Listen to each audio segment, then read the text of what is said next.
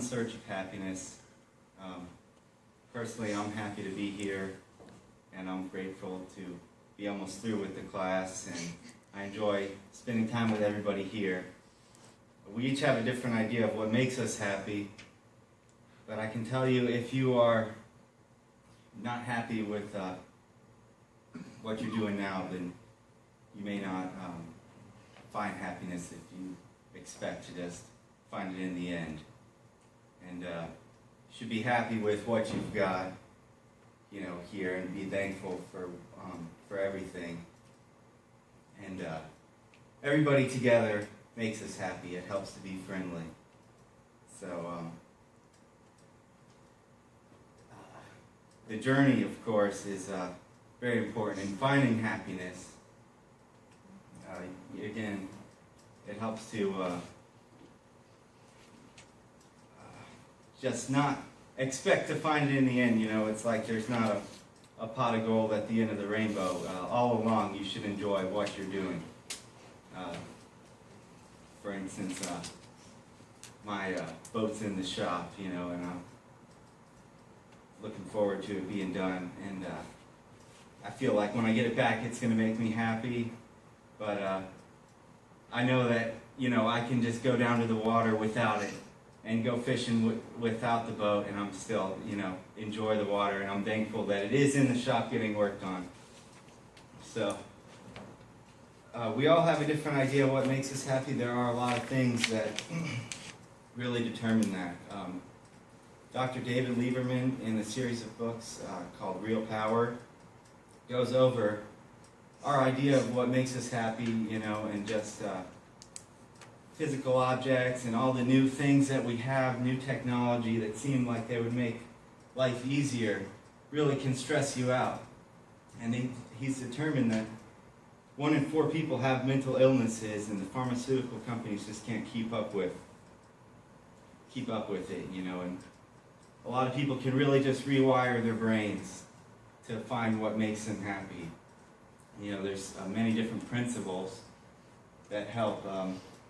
Exercising is one of them. If you're sitting around waiting for something to happen, you know, most likely you might not come up with many ideas, but once you get out and get going, your brain can start flowing. And setting goals is important, of course. Like I say, I'm happy to be done with the class. I'm looking forward to finishing. But I enjoy being here at the same time. I'm happy to be here rather than just thinking that when I'm done and I'm through with the class that everything's all set. You know, I enjoy the whole path. Ted Archer also has a book, The Happiness Advantage, and he's got 7 principles of what makes us happy. One of the most important ones was friendship, and social networking. It's really important to have people in your life, you know, helping you through in finding happiness. And here's a short We need to reverse the video on formula that. for happiness and success. In the past 3 years, I've traveled to 45 different countries, working with schools and companies in the midst of an economic downturn. And what I found is that most companies and schools follow a formula for success, which is this: if I work harder, I'll be more successful. And if I'm more successful, then I'll be happier. That undergirds most of our parenting styles, our managing styles, the way that we motivate our behavior. And the problem is, it's scientifically broken and backwards for 2 reasons. First, every time your brain has a success, you just change the goalpost of what success looks like. You got good grades, now you have to get better grades. You got into good school, now you have to get a better school. You got a good job, now you have to get a better job. You hit your sales target, we're going to change your sales target. And if happiness is on the opposite side of success, your brain never gets there. What we've done is we've pushed happiness over the cognitive horizon as a society. And that's because we think we have to be successful, then we'll be happier. The real problem is our brains work in the opposite order. If you can raise somebody's level of positivity in the present, then their brain experiences what we now call a happiness advantage, which is your brain at positive performs significantly better than it does in negative, neutral, or stress. Your intelligence rises, your creativity rises, your energy levels rise. In fact, what we found is that every single business outcome improves. Your brain at positive is 31% more productive than your brain at negative, neutral, or stress. You're 37% better at sales. Doctors are 19% faster, more accurate at coming up with the correct diagnosis when positive instead of negative, neutral, or stress, which means We can reverse the formula. If we can find a way of becoming positive in the present, then our brains work even more successfully, as we're able to work harder, faster, and more intelligently. What we need to be able to do is reverse this formula so we can start to see what our brains are actually capable of. Because dopamine, which floods into your system when you're positive, has two functions. Not only does it make you happier, it turns on all the learning centers in your brain, allowing you to adapt to the world in a different way. We found that there are ways you can train your brain to be able to become more positive. In just a 2-minute span of time, done for 21 days in a row, we can actually rewire your brain, allowing your brain to actually work more optimistically and more successfully. We've done these things in research now in every single company that I've worked with, getting them to write down 3 new things that they're grateful for 21 days in a row, 3 new things each day. And at the end of it, their brain starts to retain a pattern of scanning the world not for the negative, but for the positive first. Journaling about one positive experience you've had over the past 24 hours allows your brain to relive it. Exercise teaches your brain your behavior matters. We find that meditation allows your brain to get over the cultural ADHD that we've been creating by trying to do multiple tasks at once. It allows our brains to focus on the task at hand. And finally, random acts of kindness or conscious acts of kindness. We get people, when they open up their inbox, to write one positive email, praising or thanking somebody in their social support network. And by doing these activities, and by training your brain, just like we train our bodies, what we found is we can reverse the formula for happiness and success, and in doing so, not only create ripples of positivity, but create a real revolution. Thank you very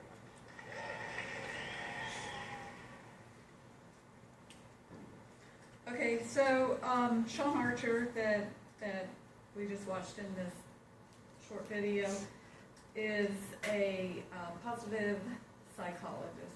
He teaches a class at Harvard University that's a very popular class on how to be happy. And so one of the things that he touched on in the class was, or in the video, was about how we think of happiness as something that we will obtain once we have the better job, once we have the nicer car, once I get that promotion. And up here's a couple of videos. I lived in Las Vegas, and I can share a personal story about this. Las Vegas is a very fast-paced place. There's a lot of money. I had a good job, but it was very stressful. And for years, I was on that treadmill, trying to get a promotion, trying to make more money, which I did, and get a bigger house, get a bigger car, and thinking that these things would make me happy, that I would be happy once I obtained all of these things. And what I found when I was making over $100,000 a year and my paychecks were basically free money, I had no bills. And it was a nice position to be in for once in my life, but also I found I was very stressed out. And I was having chest pains, and I hated my boss, and my daughter was having problems with drugs, and that was causing me a lot of stress. And so I just happened to take a class at my work. And the class was taught by a photographer, and it was based upon DeWitt Jones' Celebrate What's Right with the World. And the theme of the class made me realize that we are responsible for our own happiness, and sometimes you have to change what's going on in your life in order to be happy. And I was going about it wrong, and so over the course of the next few months, I had been to Florida before. I knew I wanted to live here someday, so I started looking for a job here, and I found a job doing basically what I had done like 10 years before, and making less than half the money, but I knew it wouldn't stress me out near as much. So I moved to Florida, took the job. Shortly thereafter, we sent my daughter to rehab, and after a few months, she moved out here with her kids and started a new life also. So there was that fringe benefit with my daughter. Anyway, this is me in Florida. happy. And I was a lot less stressed out, and for once in a long time, I was happy. And then a few years after I lived here, I found out I had hepatitis C, and I had to make a choice, and as far as living with it for the rest of my life, and going through possibly through liver disease and liver cancer and all of that, or there was a new drug that had just been approved by the FDA that I was 80%. There was an 80% chance of curing the disease, but it made me very sick. I had to give myself shots once a week and take about 12 pills a day on a regular basis, regular times, and eat 20 grams of fat. And it was a really rigorous program. And this is sort of what it felt like for 6 months. I could barely get out of bed a lot of times. My hemoglobin count was down below 6, which most people will tell you you will die at that point if you don't get help. But my doctor was monitoring me. So anyway, I went through the treatment, and it worked.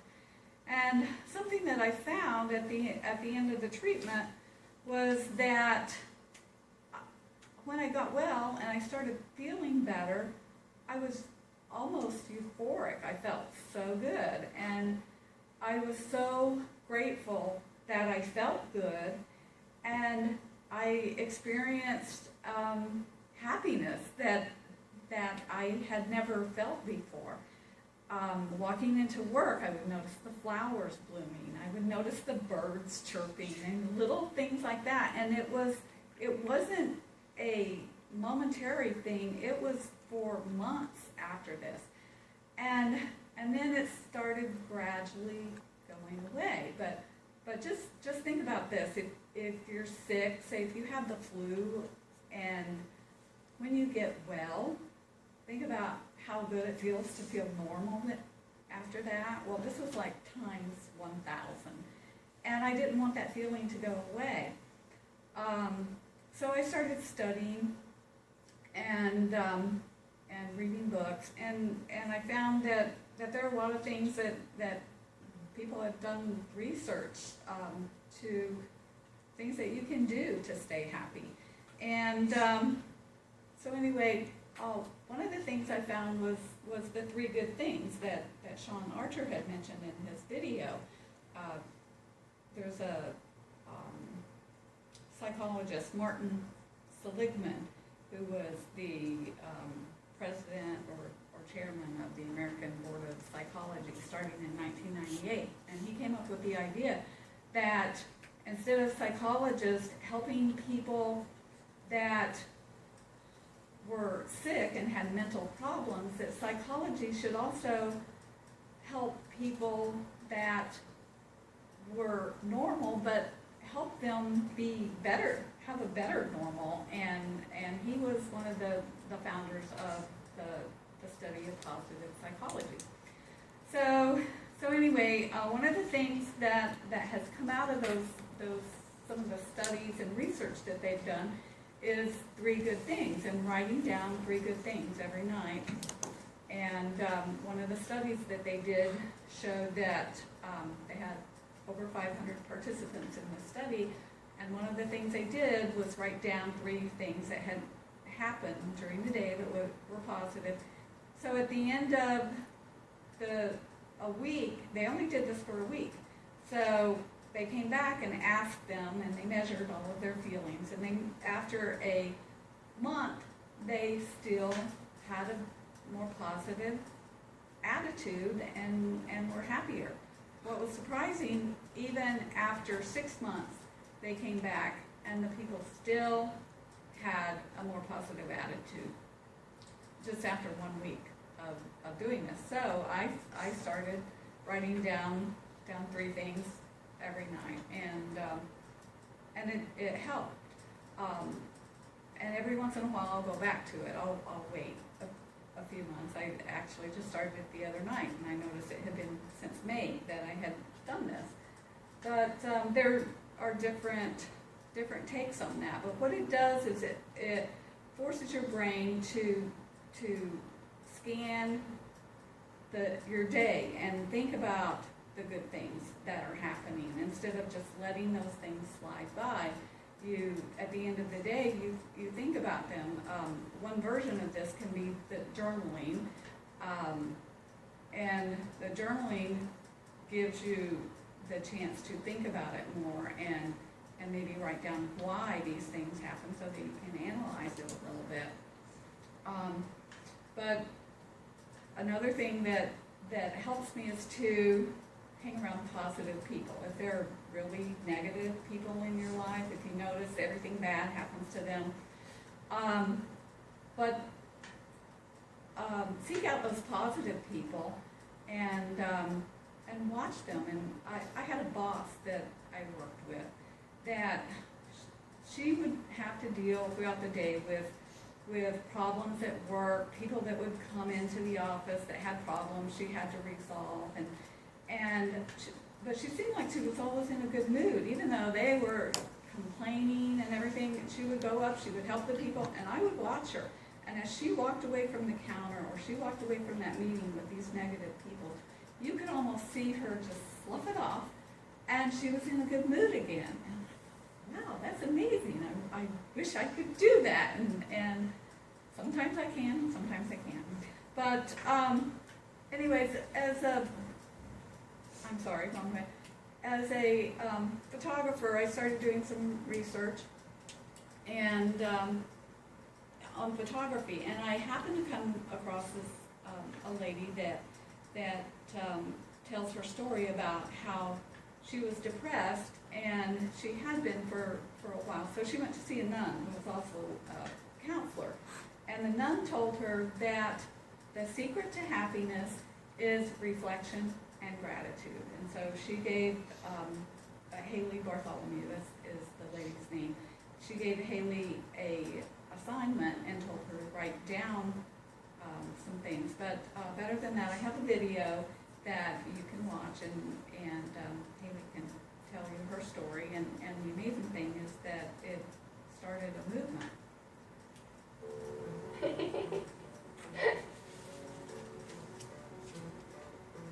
2 years ago, I was really struggling with life. I felt like I had everything I needed, but I just wasn't happy. And I felt like life was a treadmill. I felt lost. I didn't really enjoy being here. And then I went and saw a nun. And she had some really wonderful advice. She said, Haley, the secret to happiness is reflection and gratitude. She said, take time every day and think through your day. See if there's anything you can be genuinely grateful for. So I did. 10 days, I did this little project, wrote down things. And very quickly I realized that there was amazing things I would have missed if I hadn't been doing this. Being a photographer, I decided to do a photographic project called 365 Grateful and take a photo a day of something I was grateful for every single day for a year. And it changed my life in ways I could never have expected. The first thing I noticed was my husband. He was a beautiful man and a great husband, but he was just never very romantic. And I had kind of labeled him as that. But then doing this project, I started to see things I otherwise would have missed. And there was some beautiful moments and things he was doing that I, in the busyness of every day, wouldn't have even seen if I hadn't been doing this 365 Grateful project. I took a photo one day of a piece of pie that he gave me. We were sitting down for dinner, and there were 2 pieces of pie left in the tray. The first one was a little bit scungy and sliding a little, and the other one had a great big crust. It was a corner piece, and it was delicious and big. And he, without even thinking, put the biggest and the best piece of pie on my plate. And I was just astounded. I realized that every day he was choosing me and thinking of me. It made me see him for the first time, and I was so grateful. At the end of this project, he actually said to me, I feel like I'm enough for you now. And that was just incredibly beautiful for me. Another thing I noticed was how connected I felt to nature.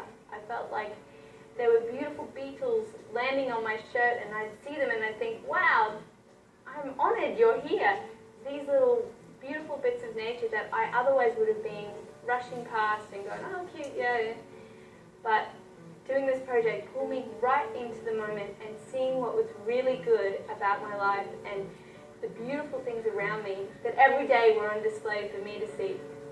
I felt like, wow, I should watch where I'm stepping. I should honor the earth that I'm on and be grateful to be here. I'm so lucky to be alive and see this display every day. And that made me also feel connected to the universe and God, or something bigger and more powerful than me. Not only did this 365 Grateful project help me, it spread through Flickr, Facebook, and magazines and blogs. People started doing their own grateful projects, and then their friends started doing their own grateful projects. Very quickly, I started to get some amazing emails from people sharing their stories with their projects and how it affected their lives. If you'd like to be involved or find out more information, head over to our website at 365grateful.com. Thanks. A lot of people see changing someone's life as a big thing that takes something very traumatic or an entire change of mindset to enhance someone's life. But big things start out small. By changing one aspect or introducing a small idea, you can actually enhance someone's life. The domino effect, basically, or the butterfly effect. And so it just takes a small pebble and it can cause great things. The next video is going to show that just a random thing that he did that he doesn't even remember that he did entirely changed a young woman's life.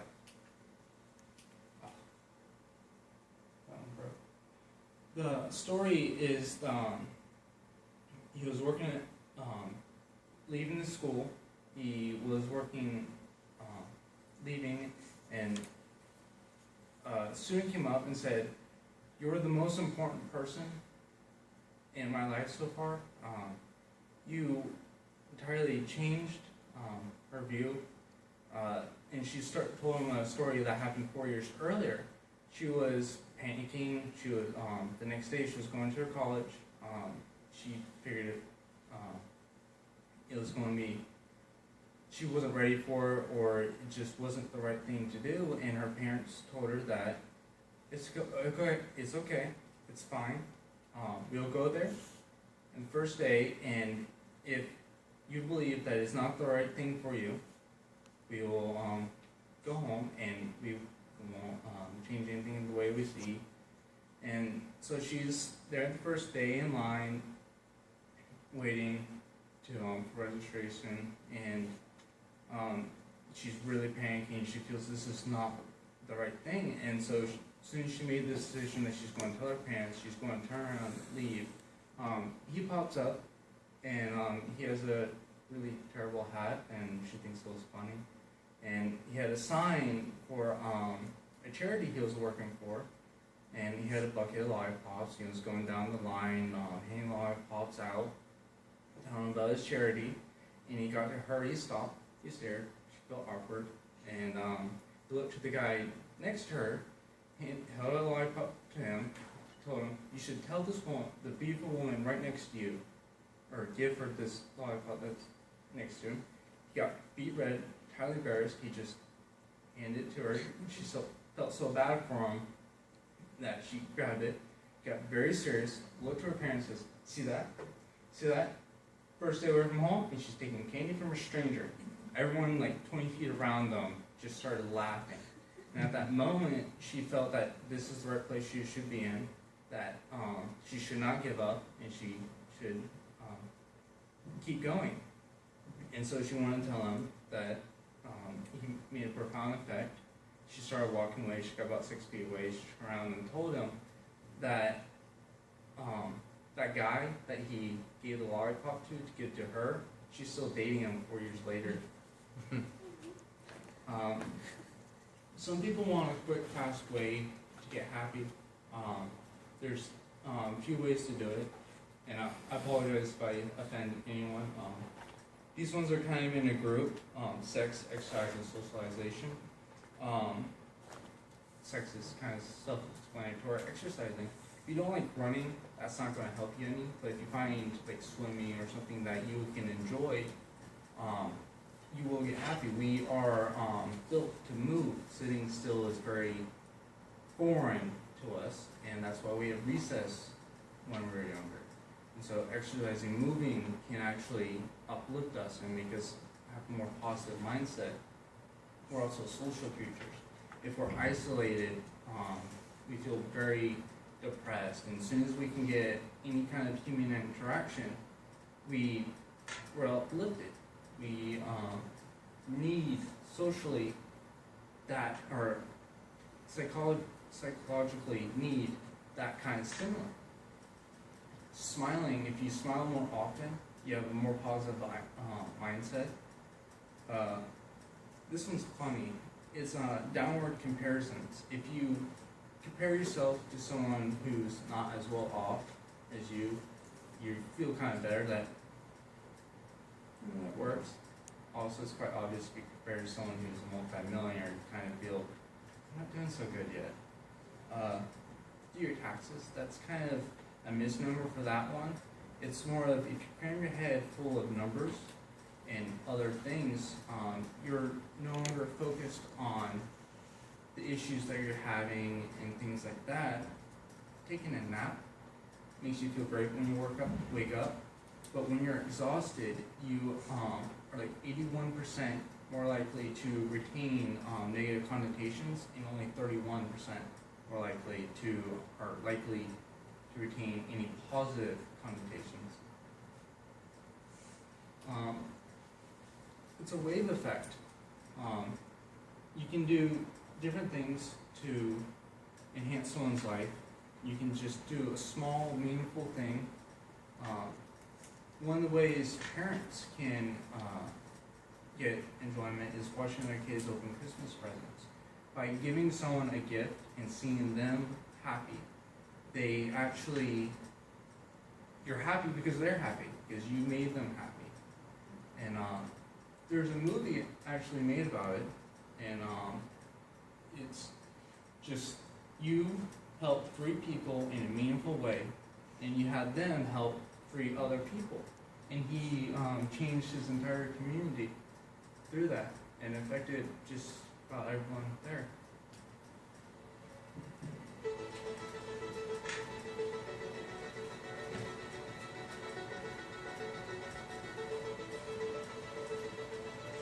What does the world mean to you? Your house, your street? Any further any of you want to go than that? Why should we think about the world? I mean, after all, what does the world expect of us? What does the world expect of you? What if the world is just a big disappointment? Unless you take the things that you don't like about this world and you flip them upside down, you can start that today. This is your assignment.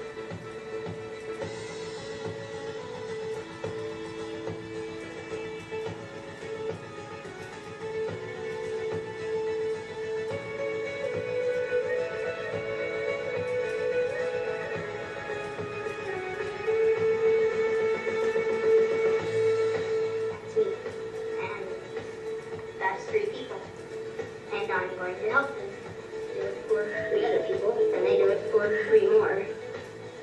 But it has to be something really big. So, by doing some specific things, we can not only change ourselves and make ourselves happier,